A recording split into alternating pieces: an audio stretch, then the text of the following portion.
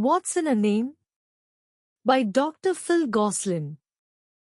In the spring of 1971, we were a bunch of 6 or 7 young Western men devotees who lived in a rural house near the Whitefield area, Bangalore.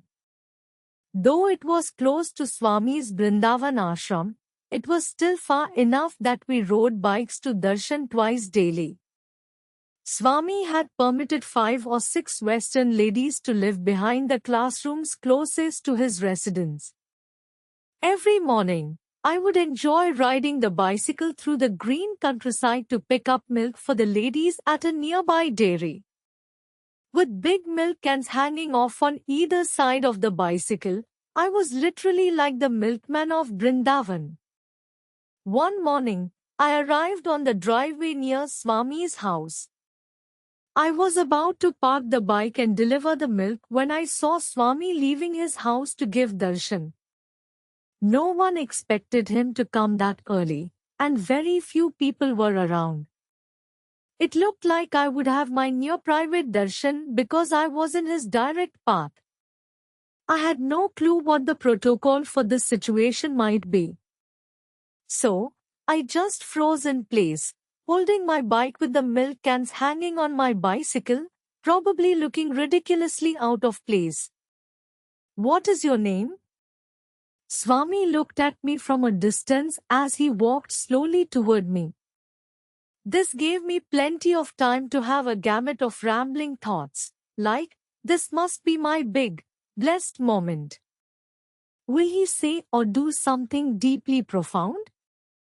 I should ask him for what I want most. My overexcited mind then got tangled up with, well, what should I ask for? What is right to ask for? I still hadn't sorted this out and was awestruck and dumbfounded when he so gracefully and yet inexorably came up to me. Looking at me, he surprised me by asking simply, "What is your name?" Letting go of everything I had thought so far, I just said, "Philip Gosselin." Swami looked at me as if thinking, what a most bizarre and foolish thing to say.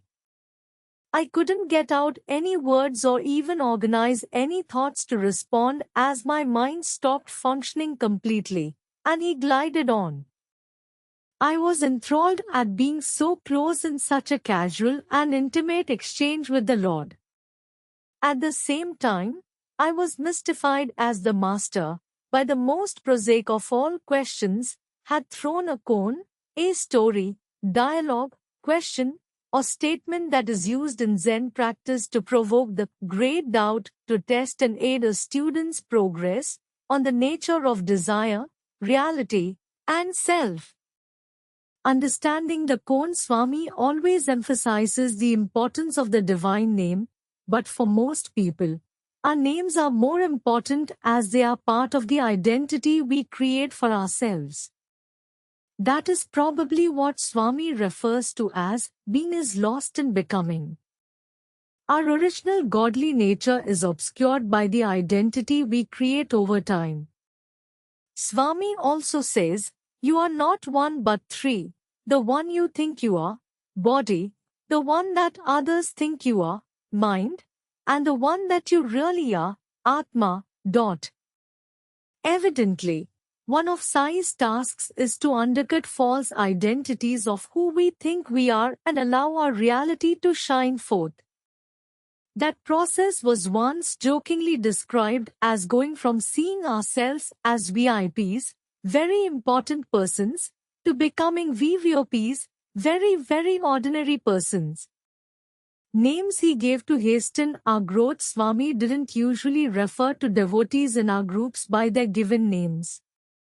Just as Swami used to refer to his father as homeboy, Griham Abbai, or father of this body, and his mother as homegirl, Griham Ammai, or the mother of this body, he would often use casual or even deflating names for many of us.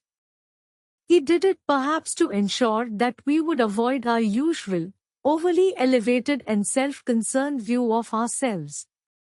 For example, if someone was chubby and short, he might refer to them as pakora, Indian equivalent of dumpling. If they were tall and slender, he would refer to them as coconut tree. My wife and I fittingly once received this appellation.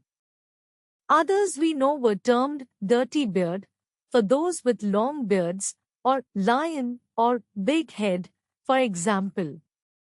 Sometimes Sai would occasionally express his love and care by renaming devotees. For example, Robbie became Ravi, Sri Ravan became Sri Raman.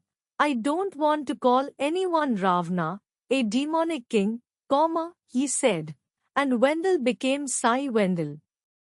For the most part, though, Swami didn't refer to us by name. This sometimes evoked reactions.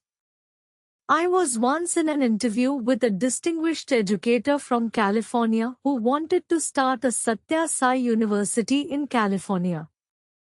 Swami gave him a lot of attention then, but when he returned a year later, Swami seemed very distant. He thought, he doesn't even know my name. A few days later, Swami leaned toward him during darshan and said, I know your name. Whether he gives names or doesn't call by our names, it is always to ensure that we are distancing ourselves from our bodies and minds toward the Atma. From not important to an integral part of my life, let me conclude this article on a humorous note. In the spring of 1974, during my second trip to Swami, I brought 4 others looking forward to meeting him. There were more Westerners in Whitefield now, and some were taking on new Hindu names or of other traditions to signal their new spiritual life. One member of our group, Peggy Atkin, was enchanted with this idea, and she seemed to have Swami's ear as he spoke to her in the darshan line and seemed to enjoy mimicking her high-pitched voice. One day, she presented a big card to him asking for a new name, to which he graciously and touchingly replied, Name, not important. Heart and love important. This was a profound message that bound her even more closely to Sai.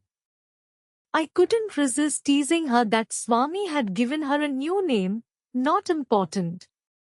However, she felt that she got the last word as Swami performed our marriage several years later, and she gleefully pointed out, see, he did change my name to Mrs. Goslin. Dr. Phil Goslin.